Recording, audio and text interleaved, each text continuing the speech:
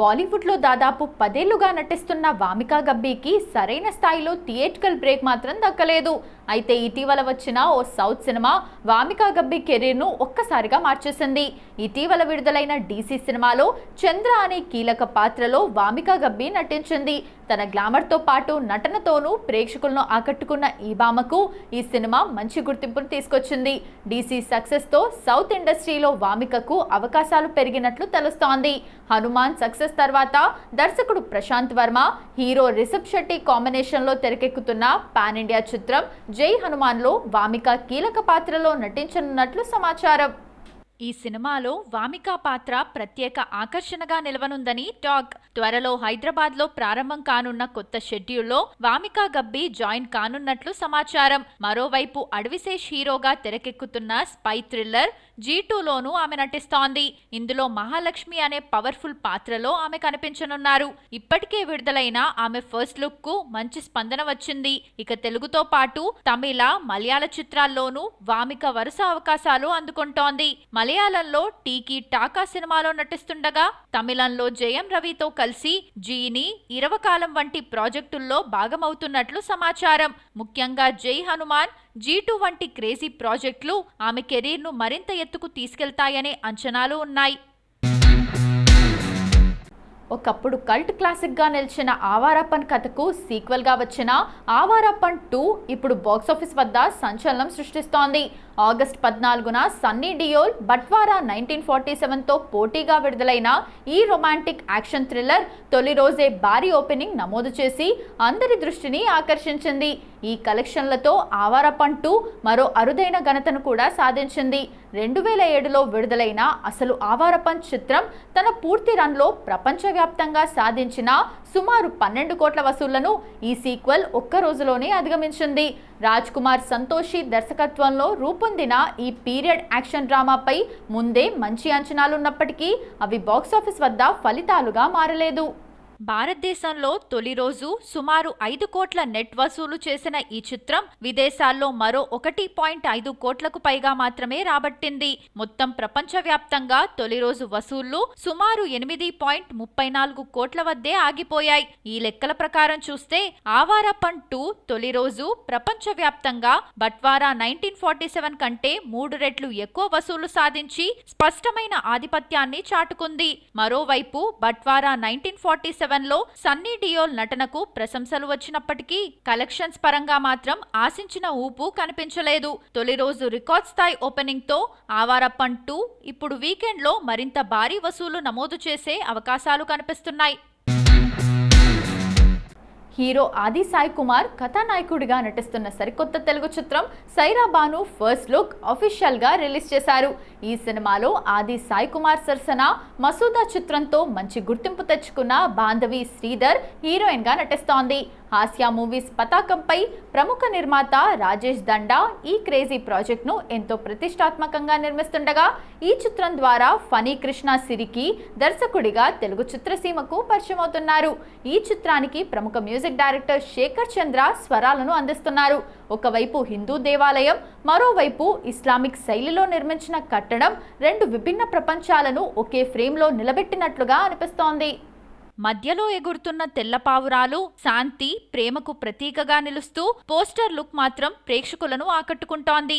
ఈ సినిమాలో హీరో ఆది సాయి కుమార్ పక్కా తెలుగు సాంప్రదాయాలు, పద్ధతులు ఉన్న కుటుంబానికి చెందిన యువకుడిగా నటిస్తున్నారు.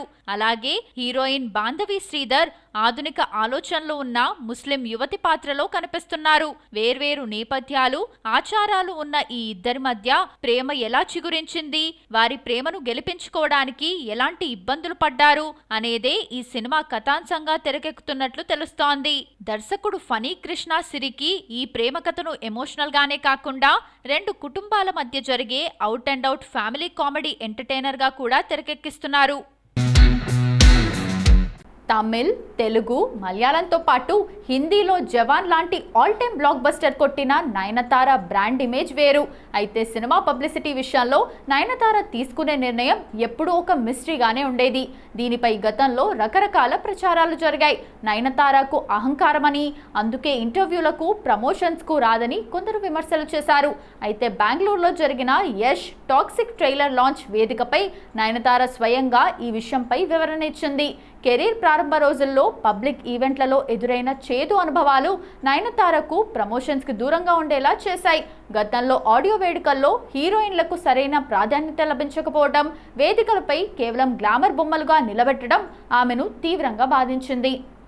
ఇండస్ట్రీలోని సత్సంబంధాలు, కొద్దిమంది ఆత్మీయుల కోసం నయనతార తన నో ప్రమోషన్ రూల్ను పక్కన పెట్టింది.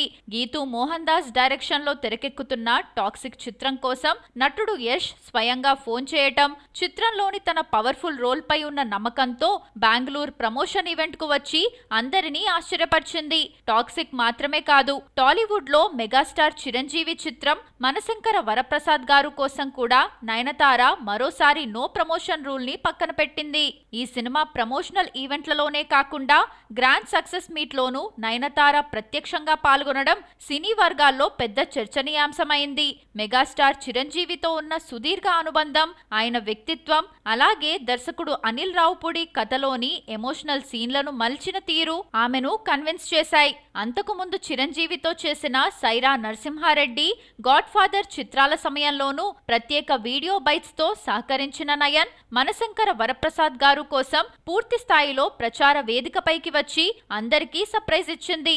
ఆడియన్స్ ను మెప్పించే కంటెంట్ ఉన్నప్పుడు ప్రమోషన్ల హంగామా అక్కర్లేదని, కేవలం కొద్దిమంది డైరెక్టర్స్, హీరోల కోసం స్పెషల్ మూవీ ప్రాజెక్టుల కోసం మాత్రమే తన రూల్ను మినహాయిస్తూ తన ప్రత్యేకతను చాటుకుంటోంది. మిస్టర్ బచ్చన్ సినిమాతో టాలీవుడ్ ఎంట్రీ ఇచ్చింది model cum actress Bhagyashree Borse. ఆ సినిమా బాక్స్ ఆఫీస్ దగ్గర ఆశించిన స్థాయిలో విజయం సాధించలేకపోయినా తన స్క్రీన్ ప్రెజెన్స్, గ్లామర్తో మంచి గుర్తింపు తెచ్చుకుంది భాగ్యశ్రీ. ఆ తర్వాత వచ్చిన కింగ్డమ్, ఆంధ్ర కింగ్ తాలూకా సినిమాల్లో నటనకు పెద్దగా స్కోప్ లేకపోయినప్పటికీ తన అందంతో ప్రేక్షకుల దృష్టిని ఆకర్షించింది. దాంతో ఫెయిల్యూర్స్ ఎదురైన అవకాశాలు మాత్రం తగ్గలేదు. అయితే భాగ్యశ్రీ కెరీర్కు నిజమైన టర్నింగ్ పాయింట్ ఇచ్చింది మాత్రం కాంతా, లెనిన్ చిత్రాలనే చెప్పాలి. కాంతా సినిమాలో తన నటనకు విమర్శకుల నుంచి ప్రశంసలు దక్కాయి. ఇక రీసెంట్ గా వచ్చిన లెనిన్ సినిమాలో తన పాత్రతో మెప్పించి సినిమా సక్సెస్ లో కీ రోల్ ప్లే చేసింది. గ్లామర్ రోల్స్ మాత్రమే కాదు, పర్ఫార్మెన్స్ ఉన్న క్యారెక్టర్లను కూడా సమర్థవంతంగా చేయగలనని నిరూపించుకోవడంతో భాగ్యశ్రీ మార్కెట్ వాల్యూ ఒక్కసారిగా పెరిగింది. ఈ సక్సెస్ తెచ్చిపెట్టిన క్రేజ్ తో తన రెమ్యునరేషన్ ను కూడా డబుల్ చేసినట్లు ఇండస్ట్రీ వర్గాల్లో టాక్ నడుస్తోంది.